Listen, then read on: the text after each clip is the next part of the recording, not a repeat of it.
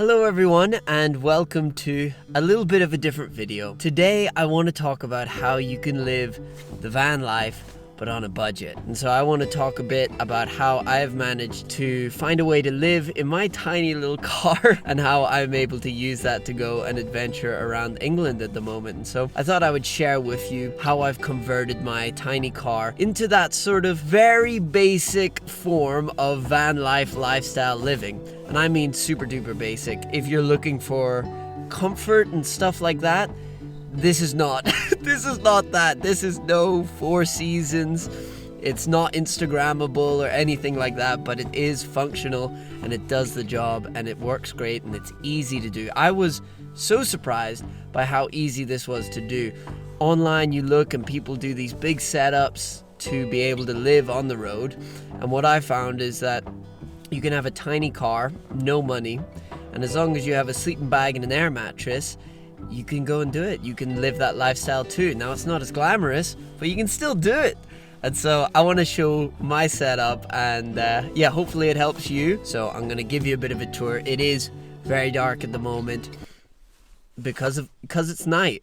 First things first, let's actually show the most important thing, and this is really the only thing that is important, is to be able to sleep in the car. This is my bed. So I am almost 6 foot and it fits me just about. I could probably be a little taller, but not much. It's a pretty tight fit, but it does fit. I can fully lie out. My legs can be fully extended. And for me, it's comfortable enough. What I've basically done, the passenger seat, I've put it all the way down. And then the back passenger seat, I've also put all the way down. And I've taken off the bottom bit of that seat. I've used it as a prop on the mattress, so this keeps it upright the whole night. This is just a really cheap air mattress. I think it's like 14 quid. And then this is, at the moment, I've got quite a good winter sleeping bag because it does get cold in England. Then here I've got a blow up pillow, which is really handy. So a good thing about this bed setup is because they're mainly inflatable stuff, is that it can be scrunched into a little ball into my boot, so it doesn't take up a lot of space at all. I can still do a lot of packing, put my hiking bag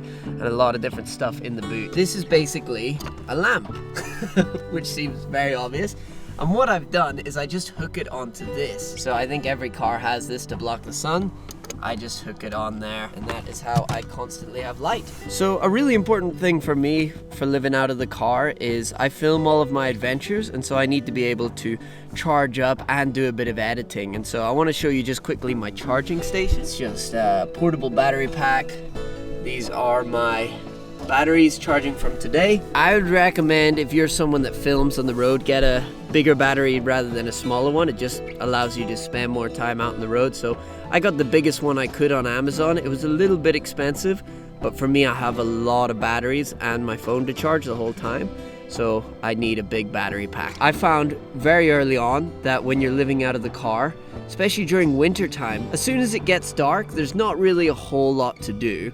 And so having a good book, or I also learn Mandarin, I have an app on my phone, these things just kill the time whenever the sun sets, because yeah, if you're just going out to hike and stuff like that, especially if you're doing it solo like me, when the sun sets, there's not much you can do. And so having some good entertainment, podcasts, movies, book, anything like that, just to kill the time, I found that to be very important. Next thing we got, these are my curtains. So basically on the back windows I have Velcro, and then for the very back window, the big back window, I use magnets. And so my mom actually made me these curtains, homemade curtains, which is really sweet, and they are awesome. I found whenever I went car camping in high school, the thing I really didn't like was that people could peer into the car when I was sleeping, and I actually had a couple of instances where I woke up and there's just figures, you know, just staring in. And so I found it quite difficult to sleep if I don't have the windows covered. And so now with those homemade curtains, it's been great. And then all I use just to save money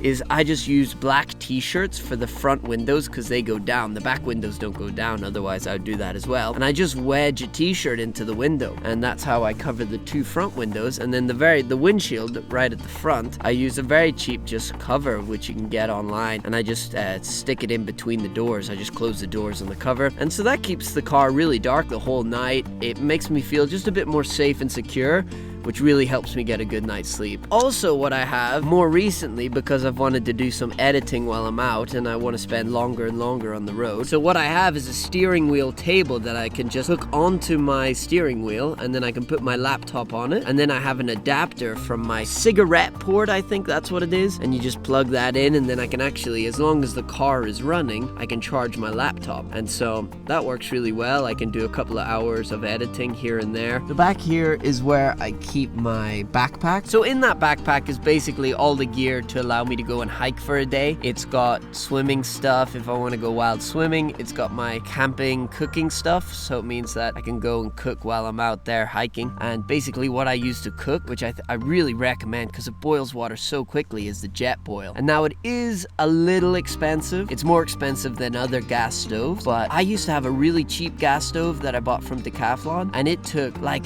10 minutes in summertime to boil water. It was not good at all. And with the jet boil, it can do it in like 30 seconds sometimes. That's what I use to cook while I'm out on the road, and I just keep it stored in that backpack. And so what I'll also do is I'll put all my basically spare clothes into plastic bags, and I'll put them in the back there. And that just means putting it into plastic bags is just an easy way to keep the car clean, rather than having a bunch of loose clothes flying everywhere when I'm driving around. This just keeps it all in one place. Different plastic bags have different things in them.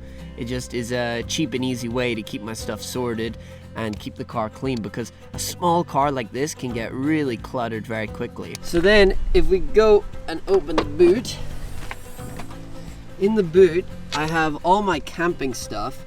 So if I decide that I want to go camp, this is my tent, and then back there I also have an extra inflatable mattress for camping. Then in here I have like a little cardboard box. In this cardboard box I have basically all my food. So what I use for food at the moment is those stuff where you just add hot water, and basically a family friend gave me a bunch of it, so big thanks to him.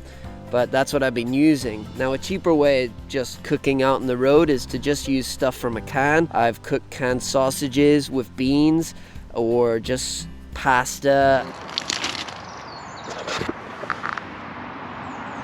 Just anything that you just need to boil is usually very easy. So usually when I don't have these dehydrated foods, I'll just have tinned stuff. And then in here is a bin. You can't see it, but it's a plastic bag, and I put all the stuff that needs to go in a bin.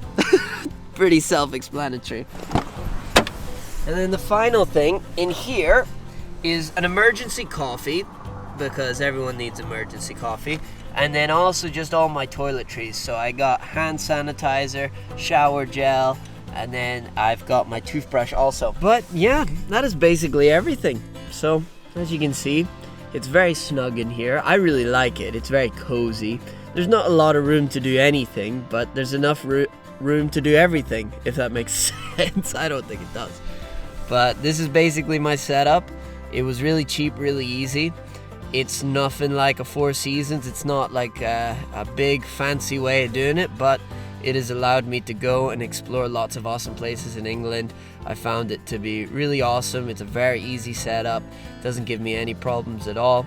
It just does the job, and that's all I needed to do.